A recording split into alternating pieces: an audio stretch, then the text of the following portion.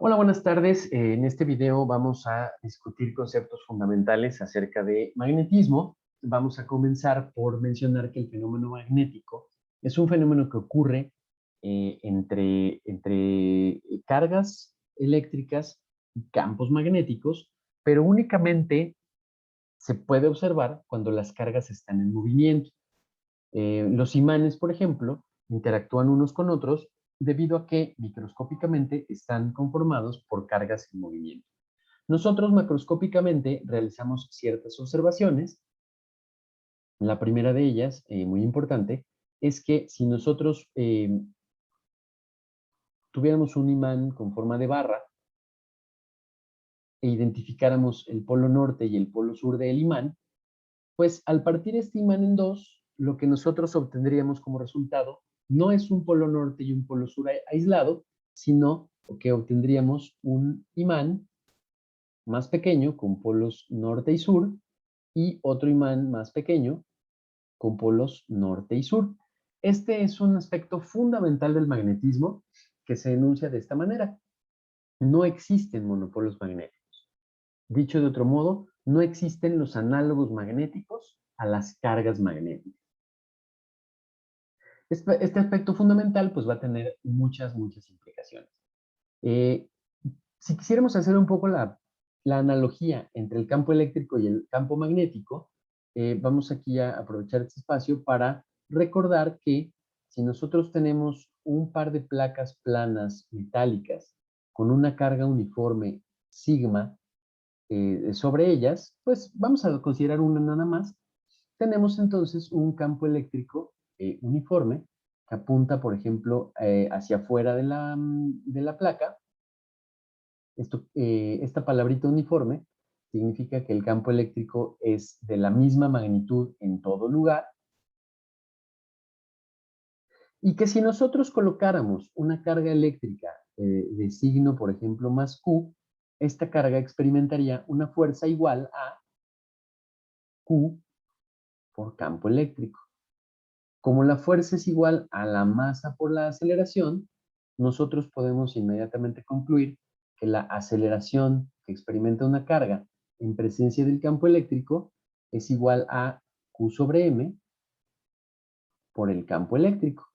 Esto quiere decir que campo eléctrico y aceleración son vectores paralelos o antiparalelos, ¿no? Si la Q es positiva, son paralelos; si la Q es negativa, son antiparalelos.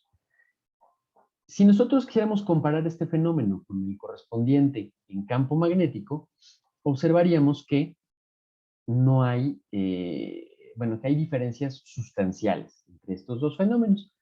Primero que nada, entonces, nos gustaría definir al campo magnético B. B es la letra que representa el campo magnético.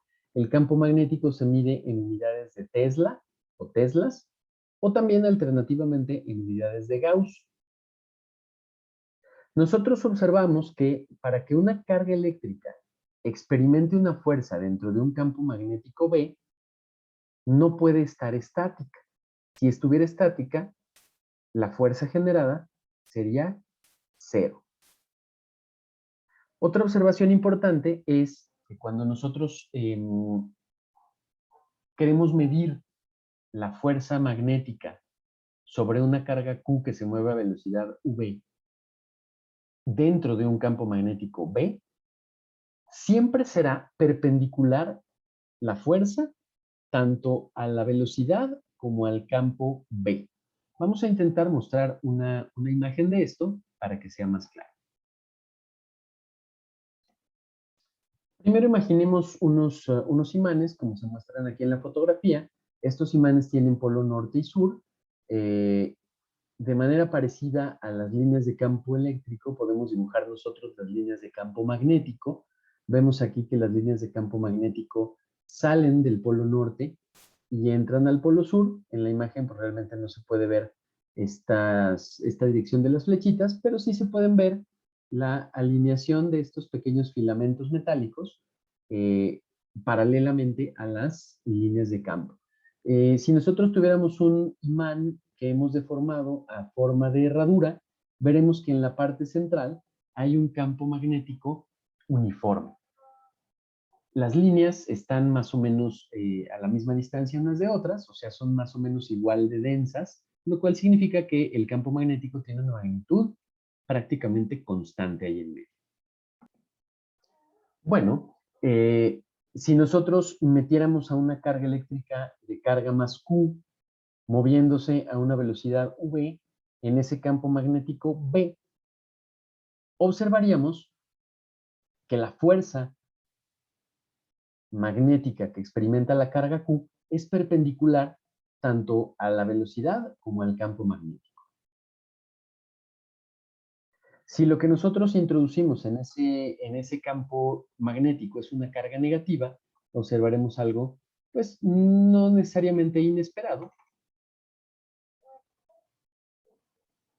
pero, bueno, vamos a describirlo. Si la carga es negativa, la fuerza apunta perpendicular a B, en la dirección indicada ahí por la flechita de color negro, pero si la carga es positiva, la fuerza magnética apunta en la dirección opuesta. Esto quiere decir que la fuerza magnética también depende del signo de la carga. Entonces, tenemos estas tres observaciones. Para que exista fuerza, debe de haber, por supuesto, campo magnético, pero la carga que se introduce en el campo debe de estar, debe de moverse a velocidad v diferente de cero. Y la fuerza experimentada por las cargas, ya sea positiva o negativa, siempre será perpendicular a la velocidad y al campo.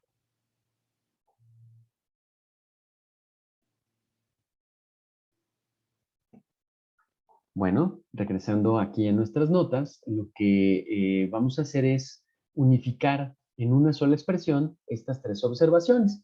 Entonces, la forma matemática de la fuerza magnética es la que se presenta aquí en esta ecuación. Vemos que la fuerza es proporcional a la carga, a la velocidad a la que ella se mueve y al campo magnético B. Sin embargo, tenemos este simbolito tache o cruz que representa un producto vectorial que recibe ese mismo nombre, producto cruz. ¿Cómo se calcula? Bueno, pues sabemos que la dirección de la fuerza F será perpendicular tanto al campo como a la velocidad. Imaginemos que tenemos aquí el campo en el eje X, la velocidad en el eje Y. Bueno, vamos a poner Q por B de una vez. Y entonces la fuerza F tiene que ser perpendicular a ambos vectores, por lo tanto, podemos concluir que la fuerza apunta hacia afuera de la pantalla. Eso lo representamos con una ruedita y un punto adentro.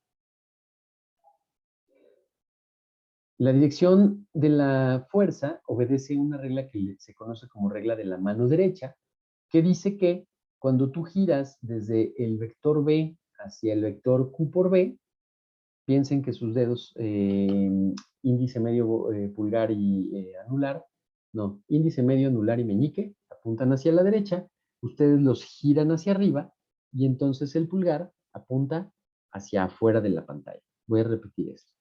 Los cuatro dedos índice medio, anular y meñique apuntan hacia la derecha. Si yo los giro como si estuviera haciendo el ademán de pedir aventón, los giro hacia donde apuntan Q por B, pues el índice pulgar, que es el que, perdón, el dedo pulgar, que es el que pide aventón, apunta hacia afuera de la pantalla. Esto es verdad, aunque el vector Q por B no haga un ángulo de 90 grados, sino que haga un ángulo más pequeño con el campo B, por ejemplo, en este caso, Q por B y B no hacen un ángulo de 90 grados, sino hacen un ángulo menor.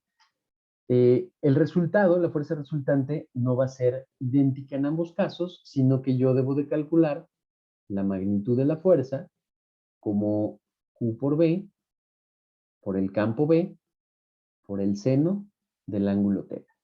¿Eso qué quiere decir? Que la fuerza magnética en el caso 1 será mayor que la fuerza magnética en el caso 2.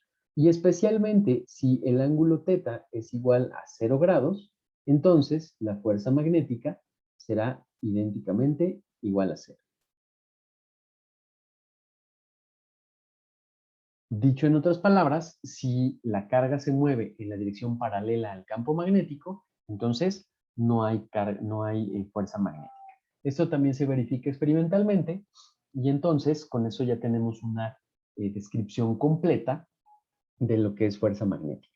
Recuerden entonces por segunda ley de Newton que la carga por la velocidad cruz el campo magnético será igual a la masa por la aceleración, y noten aquí cómo velocidad y aceleración pues son una cantidad de la derivada de la otra, la aceleración es la derivada de la velocidad, y entonces pues así como así tenemos una expresión que contiene una función y su derivada, y a esas expresiones las llamamos ecuaciones diferenciales. De ahí la necesidad de que en este bloque estudiemos ecuaciones diferenciales y sus métodos de solución. Bueno, con este video terminamos la introducción a magnetismo y fuerza magnética y nos vemos en próximos videos.